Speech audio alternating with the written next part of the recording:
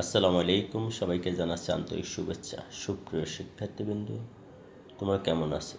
আজকে আমরা নবম ও দশম শ্রেণীর শিক্ষার্থীদের জন্য অধ্যায় 13 সমান্তর ধারা এবং গুণোত্তর ধারার প্রয়োজনীয় সূত্রাবলী আজকে আমরা তোমার ভিডিওর মাধ্যমে প্রকাশ করলাম। তোমরা সূত্রগুলো দেখবে এবং সূত্রগুলো ভালো করে শিখবে, তাহলে অতি সহজে অধ্যায়ের ম্যাথগুলো সলভ করতে পারবো। চলো আমরা সূত্রগুলো দেখে নিই। প্রথমে 19.13.1 সমান্তর ধারা। এক নম্বর ধারার এনতম পদ equal a plus n minus one into d. এ হলো ধারার প্রথম পদ, ডি হলো সাধারণ অন্তর, এন হলো পদ সংখ্যা। তাহলে আমরা এই সূত্রটা যদি আমরা শিখতে পারি, তাহলে আমরা তম পদে যতগুলো n এর মান বের করতে হবে সবগুলো আমরা ম্যাথ সলভ করতে পারি। নাম্বার 2 সমষ্টি সূত্র। ধারার n পদের সমষ্টি equal n/2 into 2a plus n minus one into D. তাহলে এই 13.1-এ আমাদের এই দুটা সূত্র লাগবে। আমরা এই দুটা সূত্র শিখে নিব, তাহলে অতি সহজে আমরা এই অধ্যায়ের ম্যাথগুলো সলভ করতে পারবো।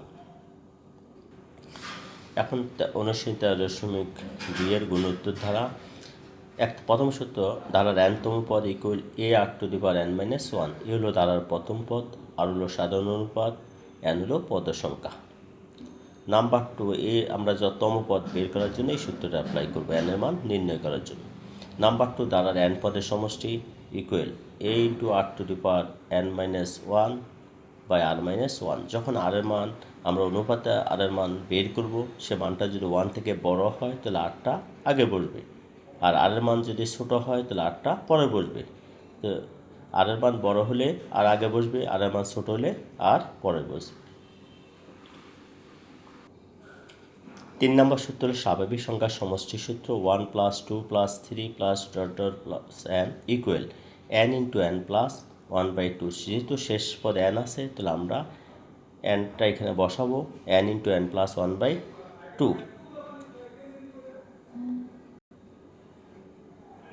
তারপর বর্গের সমষ্টির সূত্র 1 square plus 2 square plus 3 square plus dot dot n square equal n into n plus 1 into 2n plus 1/6। বর্গ জাতীয় কোনো ম্যাথ থাকলে সেগুলো আমাদের জন্য 15 নম্বর লগের একটা ম্যাথ দেওয়া আছে, এবং 19-এর শেষের অংশে আমাদের এই বর্গের সমষ্টির সূত্রটা প্রয়োগ করতে হবে।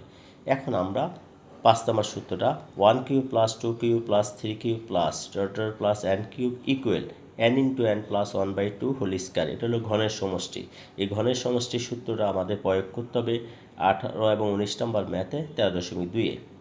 সুতরাং আমরা এই সূত্রগুলো সবগুলো শিখে নেব, তাহলে অতি সহজ আমরা এই ম্যাথগুলো সলভ করতে পারবো।